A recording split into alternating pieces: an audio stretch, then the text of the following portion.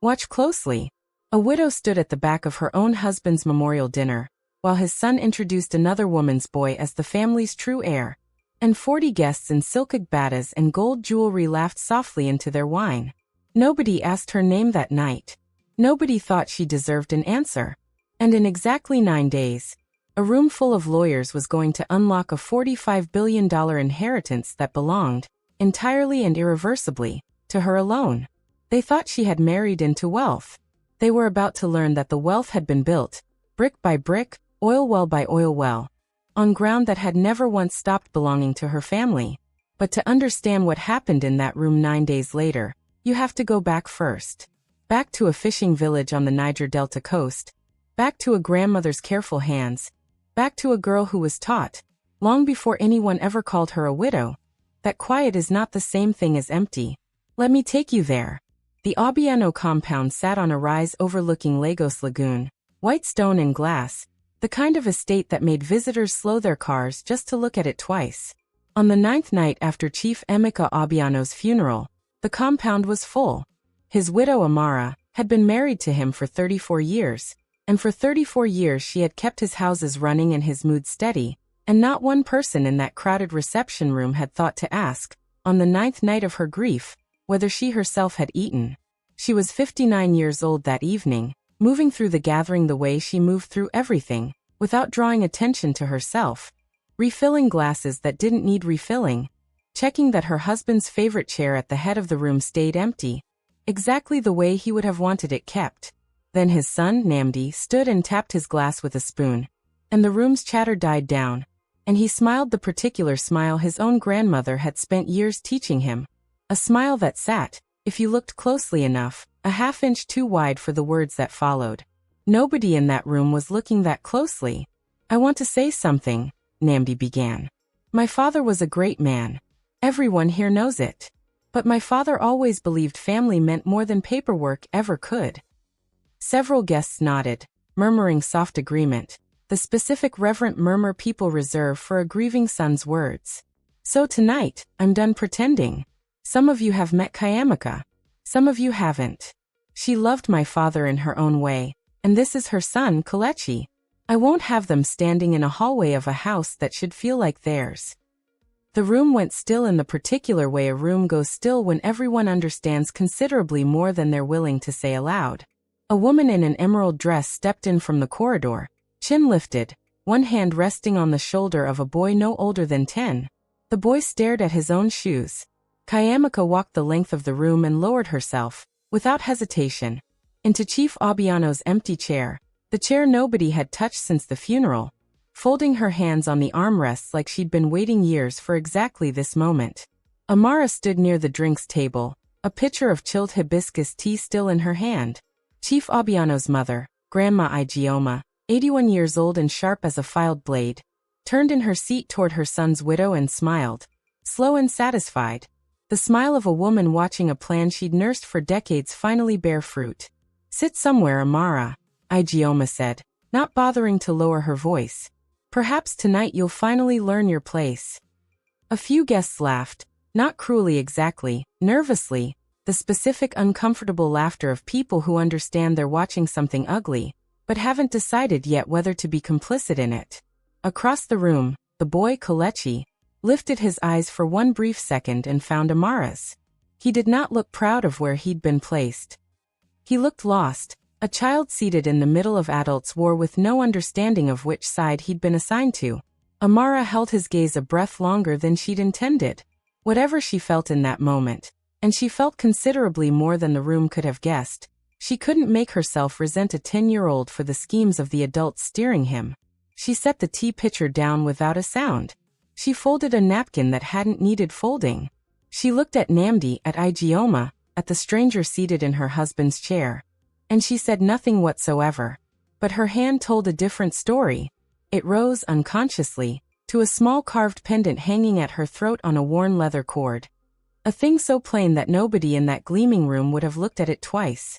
Her eyes did not fill with tears. They moved instead, slowly, deliberately, across the marble floor beneath her feet, along the walls, past the tall windows toward the dark shoreline of the lagoon beyond the compound's lights. She was not counting what she was losing that night. She was counting something else entirely. Something that had always quietly belonged to her. Amara left the reception room while the guests were still settling into their laughter.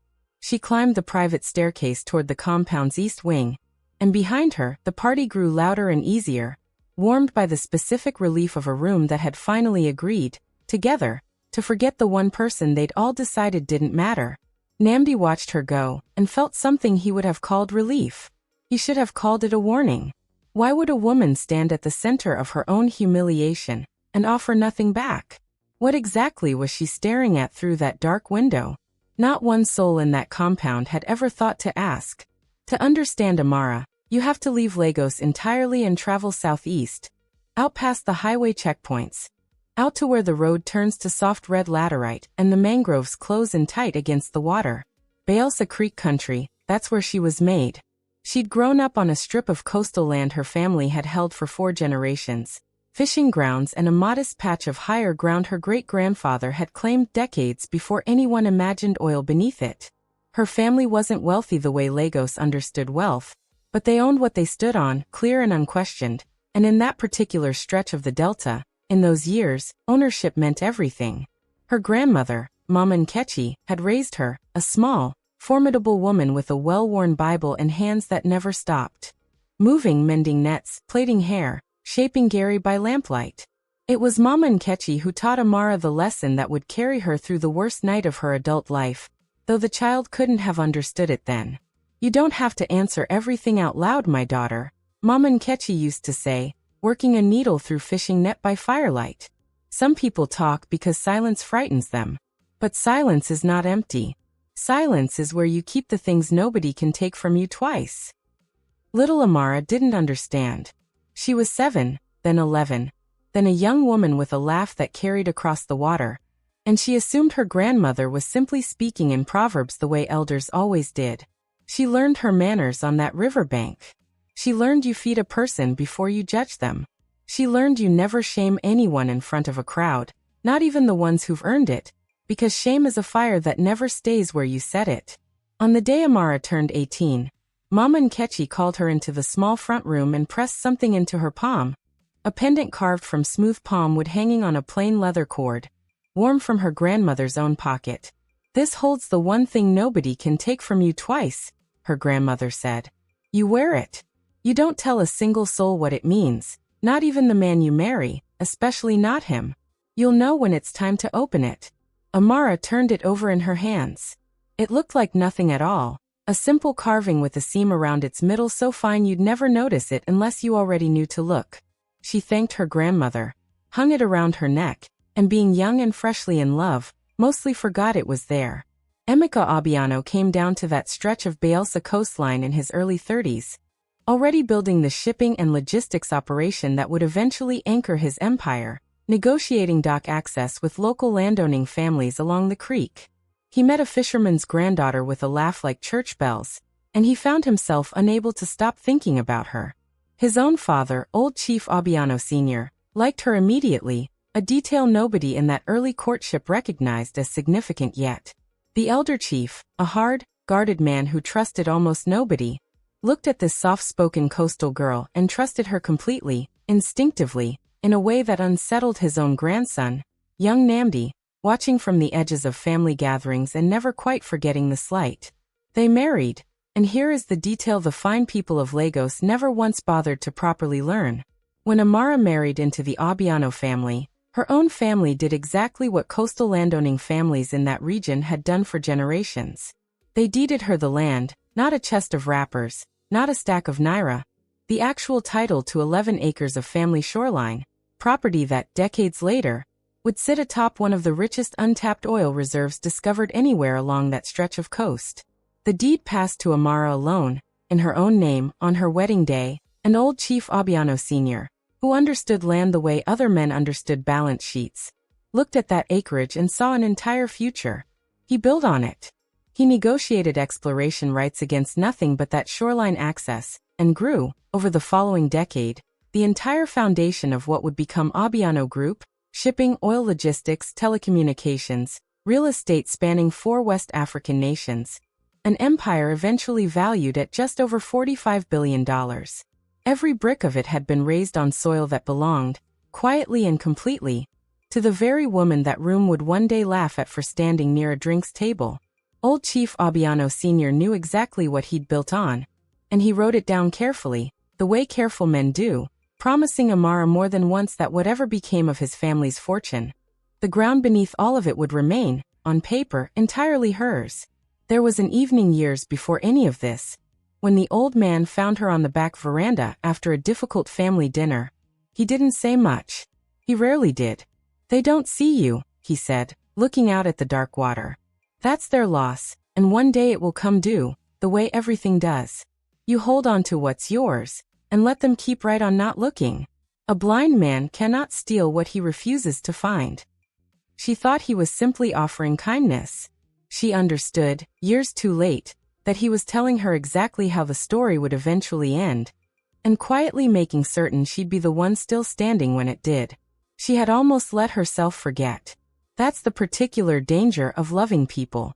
You begin believing the story they tell about you instead of the one you actually know to be true. The hands that once mended fishing nets on a Delta riverbank were the same hands now folded in silence at a Lagos gathering where they called her merely a guest in her own home. The girl with the church bell laugh had spent 3 decades learning not to laugh too loudly, and Mama Nkechi's carving still rested against her collarbone through all of it, warm, plain, patient. She simply hadn't opened it yet. The memorial dinner had been the beginning, not the end. Amara understood that by morning. When people show you cruelty in public, it's because the private plan behind it is already finished. She was right. Namdi had a problem, and the problem had a considerable number attached to it. And the number was catastrophic.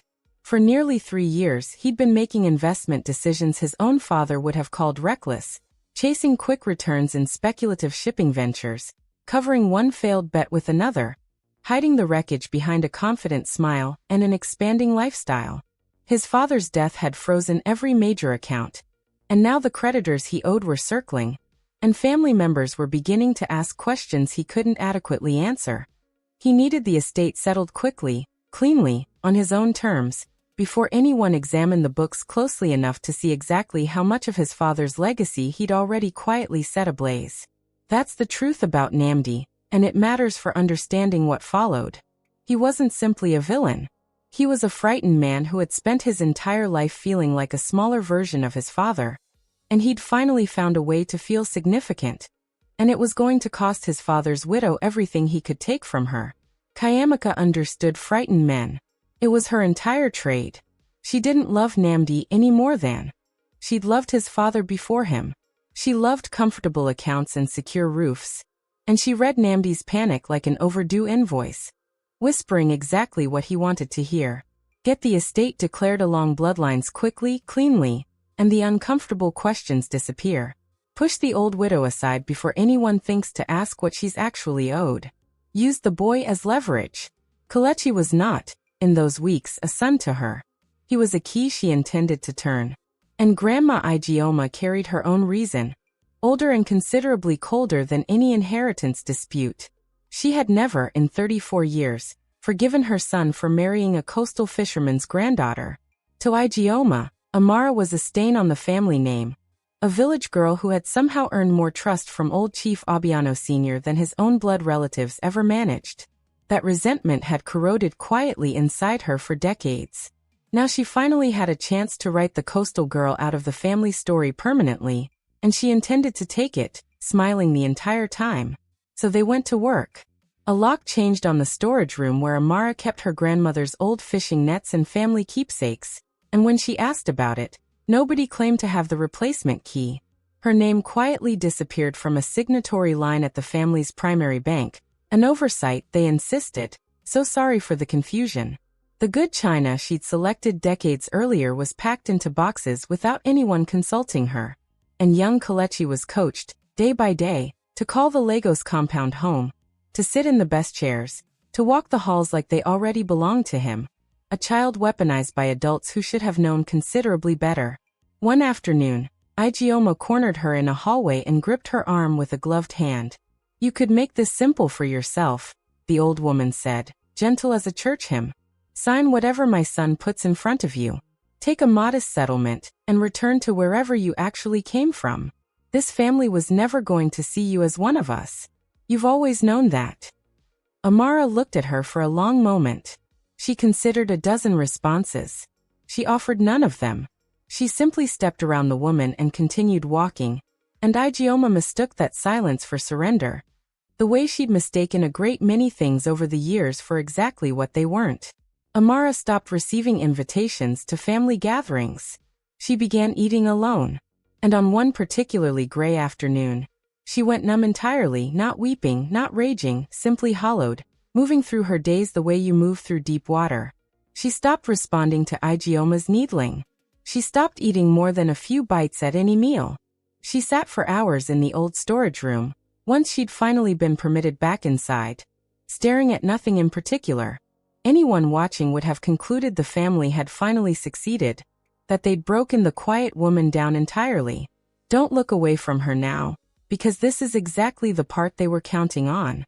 Down in that hollow, empty space, with nothing left to protect and seemingly nothing left to lose, Amara's fingers finally found the cord at her throat, and for the first time in over 40 years, she truly looked at the small carving her grandmother had pressed into her palm. She had never once pried it open, not because she'd forgotten it existed, but because breaking that fine seam would mean admitting she'd stopped believing in the man she'd married. Some stubborn, hopeful part of her had continued believing, long past the point good sense allowed, that she would live her entire life without ever needing whatever Mama Nkechi had hidden inside. Faith had kept it sealed. Now the faith was gone, and there was nothing left to guard but the truth. She held it to the window light. She found the fine seam with her thumbnail, and she turned it. The pendant opened. Inside, wrapped in a scrap of oilcloth soft as skin, was a small brass key, old, simple, cut for a lock she'd never personally seen but had carried her entire adult life without knowing it. The woman who had been sitting numb against the wall stood up. Her expression changed entirely. Everything shifted, not on a scream, not on a slammed door, but on a 59-year-old woman looking at a small brass key and remembering, all at once, exactly who she was and precisely what she was standing on. She washed her face. She fixed her hair. And she asked one of the household staff, in a voice so calm it startled him, for the name of the family's attorney, the man who had handled Chief Obiano Sr.'s original affairs, an aging solicitor named Barrister Uchendu. That night, Namdi came to her with a folder tucked under his arm and a softness in his voice he hadn't used in years. He laid the papers on the kitchen table and slid a pen across the wood. "Sign these," he said. "It's simply paperwork, moves the estate process along faster, keeps everyone's lawyers off our backs. You trust me, don't you?" She looked at the folder. She didn't touch the pen. "I trusted you for 34 years, Namdi. I'm finished signing things I haven't read."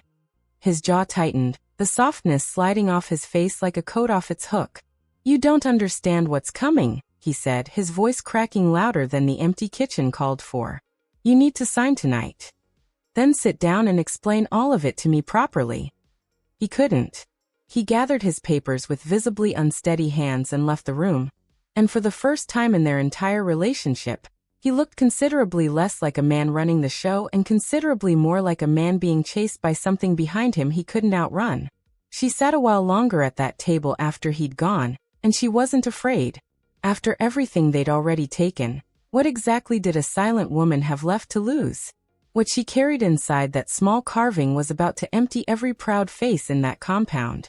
The formal reading of the estate documents was scheduled for a Thursday morning in the wood-paneled study at the rear of the Obiano compound. The room Chief Obiano Sr. had loved most, full of his books and the lingering scent of cigar smoke and the heavy desk he'd purchased the year the business first turned profitable. Namdi made certain the room was crowded. That was deliberate. He wanted witnesses. He wanted the entire proceeding to feel official, finished, settled beyond challenge, so that by the time anyone thought to object, it would already be too late to reverse. The room filled exactly as he intended. Grandma Ijeoma sat in the best chair, straight-backed, gloved hands folded in her lap. Namdi's two sisters, Adiz and Ngozi, sat along the settee, watching everything, saying nothing. Cousins lined the walls. Two family friends had been invited specifically to witness, because Namdi wanted respectable faces present. Kayamika sat near the front in a sharp navy dress, and beside her, in a stiff-collared shirt someone had ironed specifically for the occasion. Young Kelechi swung his feet and stared at the floor. Barrister Uchendu sat behind the desk with a leather folder in front of him and reading glasses perched low on his nose. An older man, careful, unhurried, the kind of solicitor who had learned decades earlier that the loudest man in any room was usually the one about to lose considerably more than he expected. He opened the folder. He cleared his throat. He began to speak, and Namdi cut him off immediately, standing too quickly, buttoning his jacket to give his hands something purposeful to do, turning to address the room before the lawyer could get another word out. "Before we get into the paperwork," Namdi said, "I want to say something man to man, family to family. My father believed in blood, and it's time this family stopped pretending otherwise." He placed a hand on Kelechi's shoulder. The boy flinched. "This is Chief Obiano Sr.'s grandson in every way that actually counts. This is the true heir. Everything my father built should follow the blood." The room murmured. Ijeoma smiled her slow, satisfied smile. Kayamika reached over and squeezed Kelechi's hand, not for comfort, purely for show. And in the corner, unnoticed by nearly everyone, a woman in a simple dark dress said absolutely nothing at all. Then the study door opened and Amara walked in. She was not the hollow woman from the storage room. She stood straight, her hair pinned back from her face, wearing no jewelry beyond the small palmwood carving at her throat. She crossed the room with a deliberate slowness that stopped every conversation cold. And she set one folded sheet of paper on the corner of the heavy desk before stepping back and clasping her hands together. Namdi's smile flickered, then he forced it back up too quickly. "Amara, this isn't the time." A thin edge had crept into his voice, the specific sound of a man who has just heard a floorboard creak in a house he was certain was empty. "Let the man do his work," she said. 5 words, level and unhurried. That was all. Barrister Uchendu looked at the folded paper on his desk. He looked at Amara over the rim of his glasses, and something passed between them, some quiet, mutual understanding, and the old solicitor set aside the estate document he'd been about to read and picked up the paper she'd brought instead. "Mr. Obiano," Uchendu said to Namdi, mild as a Sunday morning, "before you give away anything to anyone, I believe you should first hear exactly where you're standing." "Excuse me. I mean it plainly." Uchendu unfolded the sheet and angled it so the light caught the old seal stamped at its bottom. "This entire estate, the compound, the shipping terminals, every property carrying the Obiano name, all of it sits on 11 acres of Delta shoreline. Your father never owned that ground. He built upon it. He grew this entire fortune from soil that has carried one legal name for 34 consecutive years." The room had gone completely still now, not the nervous hush of the memorial dinner, something considerably different, the particular stillness that arrives right before the ground genuinely gives way. "Whose name?" Namdi said. And it wasn't truly a question, because some part of him had already begun to fall. Uchendu looked at Amara. "This shoreline came into this family as her marriage dowry," he said. "It was signed over to your father's wife on her wedding day. It is hers. It has always exclusively been hers. Every well drilled, every terminal constructed, every dollar of exploration revenue generated, all of it was built on soil belonging to the woman you just instructed to sit down. Now hear how this actually functions," Uchendu continued, tapping the document with one finger, "because I understand this is precisely the question sitting in everyone's mind. This compound, the shipping terminals, every subsidiary carrying the Obiano name, stands on land your father leased from his own wife, under terms he wrote personally in his own hand. Those terms state, without ambiguity, that upon Chief Obiano Sr.'s death, that lease and everything constructed above it answers exclusively to her, and to no one else, unless she herself chooses to sign it away. He built his entire empire on borrowed ground," Uchendu said, "and he entrusted the only key to the one person he genuinely trusted to hold it." Nobody laughed now. Amara lifted the pendant from her throat, unscrewed it with a practiced thumbnail in front of everyone assembled, and drew out the small brass key, setting it beside the deed on the desk. "My grandmother gave this to me the day I turned 18, she said. "She told me it held the one thing nobody could ever take from me twice. It opens a security deposit box at the National Trust Bank in Port Harcourt. Chief Obiano Sr. placed the original documentation there himself. He wanted me protected. He understood exactly what this family would attempt the moment he was no longer here to prevent it. She let that settle across the room. So announce whatever heir you'd like from that chair, Namdi. You can distribute the entire fortune however you please. But every acre it stands upon belongs to me, and not a single dollar of it moves, not to Kelechi, not to your mother, not to you, without my signature attached. Barrister Uchendu folded his hands. As matters currently stand, this shoreline and everything constructed upon it is worth considerably more than $45 billion at current market valuation. And Mrs. Obiano is entirely correct. Legally, none of it can transfer without her explicit consent. Ijeoma gripped the edge of her chair, and half rose from it, her voice climbing thin and sharp. That's a lie. That land was sold years ago. Emeka told me himself, with his own mouth. It was handled. It belonged to this family. There is no bill of sale, madam, Uchendu said, without raising his own voice, without needing to. There never was one. I confirmed the county land registry myself this morning before setting foot in this compound. The only document ever signed is the original lease, and the only name recorded on the underlying title is hers. Ijeoma's mouth closed.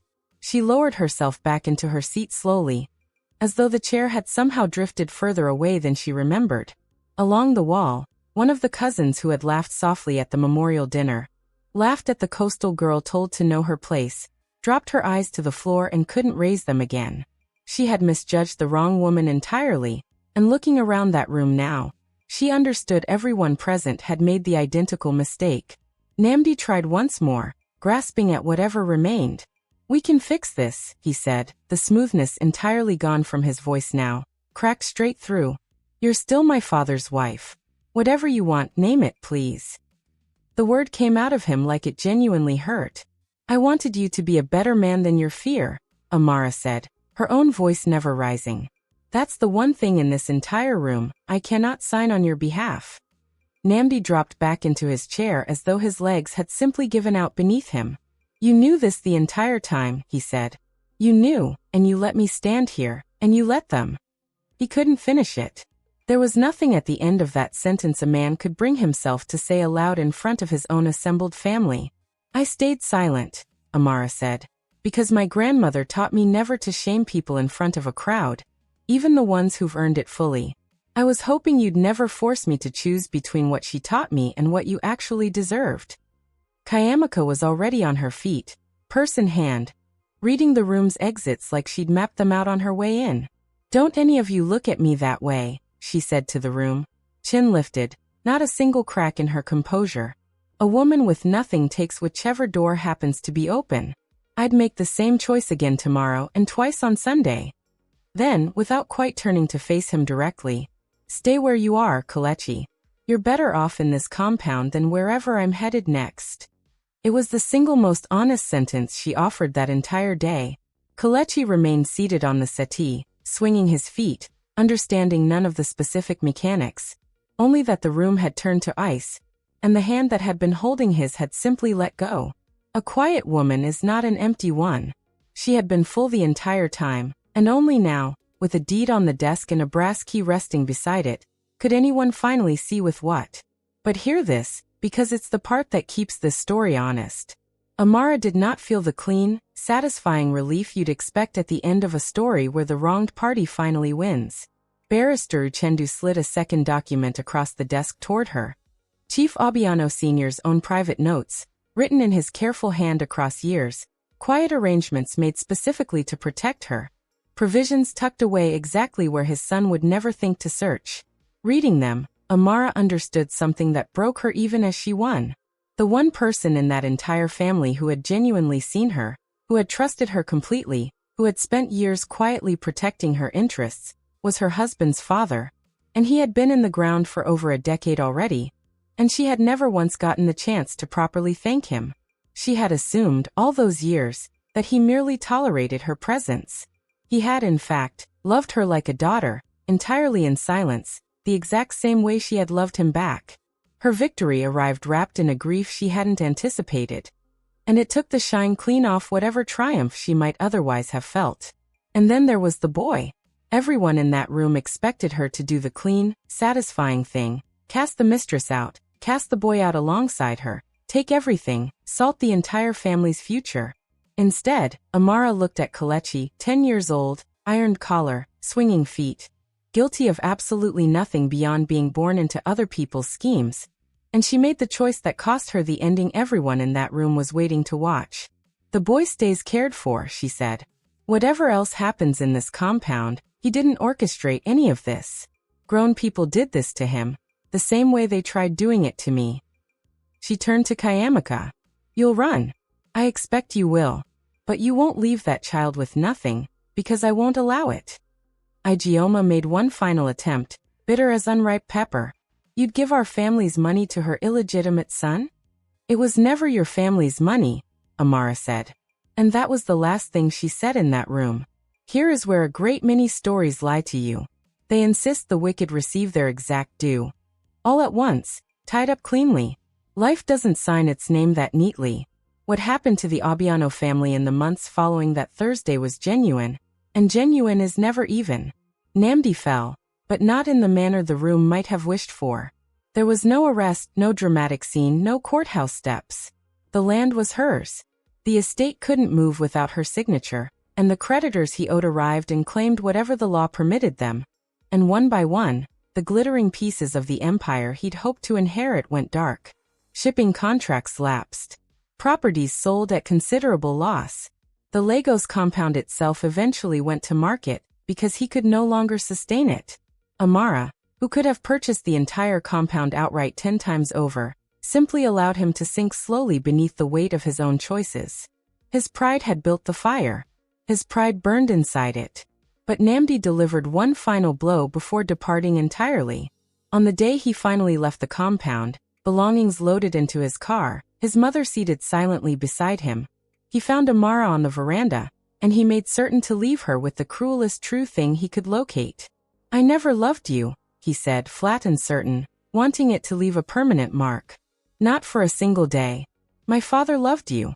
I married the land through you. The way he built everything through you. Keep your soil and your dead man's letters. You'll be wealthy, and you'll be entirely alone. And you'll always know the only man in this family who genuinely wanted you is the one already in the ground. Then he drove away. It did leave a mark. That's the honest part. Amara stood on that veranda a long while after the taillights disappeared. She had won everything, and she still had to stand there absorbing the weight of a man telling her that 34 years of her one life had been spent loving someone who was only ever counting her acreage. For weeks afterward, his words returned to her at unexpected hours, washing a dish, folding a wrapper, sweeping a floor that finally, entirely belonged to her. Instead of running from that memory, Amara did the harder thing. She sat still and allowed it to be true. That was the entire difference between her and the people who had wronged her. They spent their lives avoiding whatever was genuinely true about themselves. It took her considerably longer to forgive herself for the years she'd surrendered than it ever took her to forgive him for taking them. Ijeoma never repented, not once. She was too proud and too aged to bend, and life permitted her to keep that pride the way it sometimes does for people who least deserve the mercy.